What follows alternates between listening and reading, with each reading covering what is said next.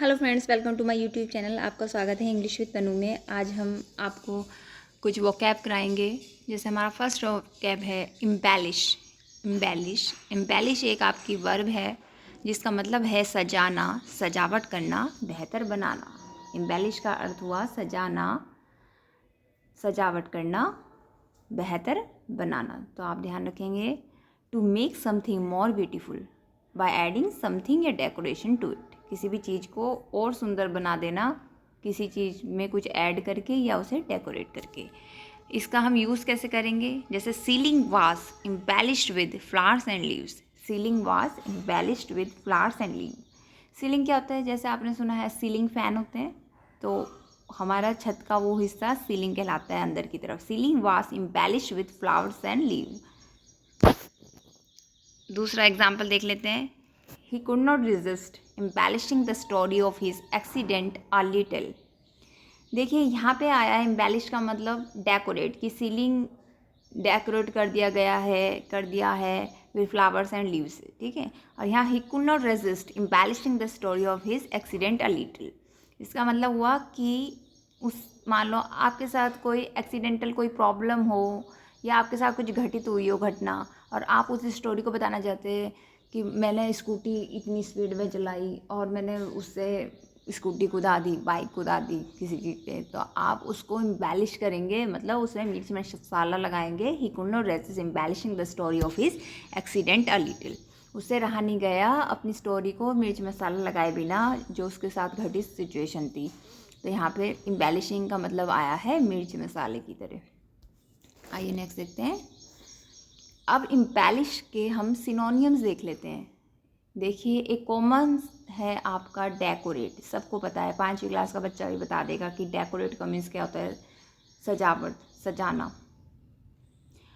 आपका दूसरा मीनिंग है एनहेंस। एनहेंस मीन्स होता है किसी चीज़ को बढ़ा देना, किसी भी चीज़ की सुंदरता को बढ़ा देना, एनहेंस करना, या कि कोई भी काम की किसी भी क्रिया को बढ़ा देना। एम्बेलिश का दूसरा मीनिंग है एनहेंस। गार्निश, गार्निश क्या है? किसी भी डिश को गार्निश कर देना, सजा देना, या उसमें कुछ ऐड ऑन कर देना कि उसकी सुंदरता बढ़ जाए। आपका मीनिंग है add on. Add on means भी आपका सजावट है।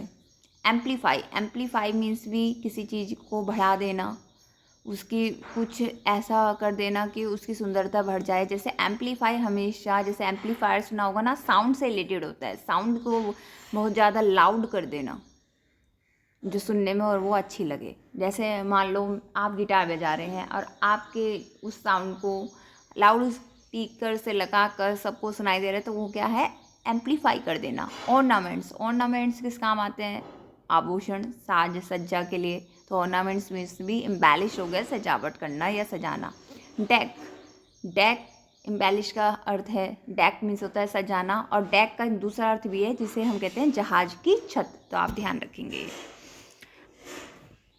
ये इन्हेंस को थोड़ा और देख लेते हैं। एनहेंस मीन्स होता है to improve the quality, amount or strength of something. किसी भी चीज़ की क्वालिटी, अमाउंट या स्ट्रेंथ को बढ़ा देना उसमें कुछ ऐड ऑन करके। Usage, this scandals will not enhance the organisation reputation. देखिए स्कैंडल हमेशा नेगेटिव वर्ड है कि स्कैंडल हो गया, स्कैम हो गया। तो देखिए स्कैंडल विल नॉट, ये स्कैंडल नहीं करेगा इस ऑर्गेनाइजेशन की रेपुटेशन को एनहेंस, बढ़ाएगा नहीं, ठीक है। तो ऐसे यूज़ हुआ है। आइए नेक्स्ट देखते हैं। गार्निश, गार्निश आपकी वर्ब है। इसका मतलब है टू डेकोरेट फूड, किसी भी खाने की चीज़ को डेकोरेट कर देना with a small amount of different food. क्या तो आप ऐसे डेकोरेट कर सकते हैं कि आपने कुछ बनाया और उसमें आपने, मान लीजिए आपने हलवा बनाया, उसमें आपने मेवे डाल के ऊपर से डेकोरेट कर दिया, तो ये क्या हुआ? गार्निश, ठीक है।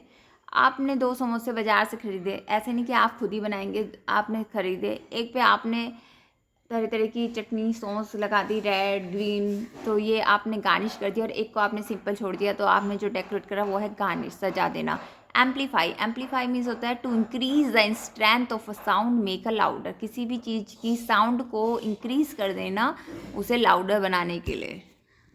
जैसे electric guitar are amplified through loud speaker. Electric guitar की आपकी जो साउंड है उसको एम्पलीफाइड, बढ़ा दिया गया किसके द्वारा? लाउड स्पीकर के द्वारा। आइए आगे देखते हैं।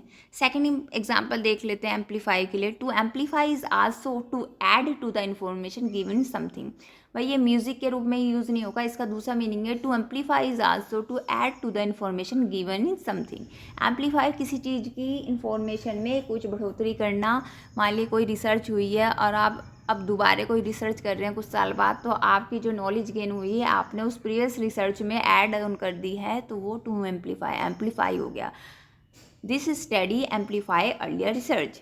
ये जो स्टडी हुई है उसने एम्पलीफाई कर दिया है, बढ़ा दिया है अर्ली रिसर्च में, कुछ चीज़ें ऐड ऑन कर दी है। नेक्स्ट वर्ड देखते हैं डेक। डेक आपकी वर्ब है, टू डेकोरेट और ऐड समथिंग टू समथिंग। किसी भी चीज़ में कुछ डेकोरेशन करना या कुछ किसी चीज़ में कुछ चीज़ें जोड़ देना, वो आता है डेक। यूसेज देख लेते हैं। Room was decked with flowers. Room को सजा दिया गया है फ्लावर से। एडोन, एडोन आपकी वर्ब है, to add something decorative to a person or a thing. किसी भी इंसान में कुछ डेकोरेशन करना या किसी भी चीज़ में, उसे कहते हैं एडोन। जैसे bride hair was adorn with white flowers. Bride के जो हेयर्स हैं, बाल हैं, उनको एडोन कर दिया गया है वाइट फ्लावर से, वाइट फूलों से। ऑर्नामेंट आपका नाउन है, आभूषण जैसे आप जानते ही हैं। Decoration that is added to increase the beauty of something.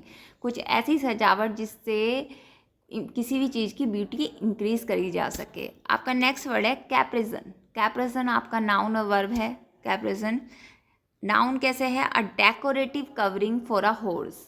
तो ये नाउन का एग्जाम्पल हुआ। जो हॉर्स होता है उसके ऊपर बैठने की, जो जहाँ पे बैठते हैं, एक आपने देखा होगा हॉर्स के ऊपर लगाया जाता है कवर, तो उसको कहते हैं कैप्रिजन।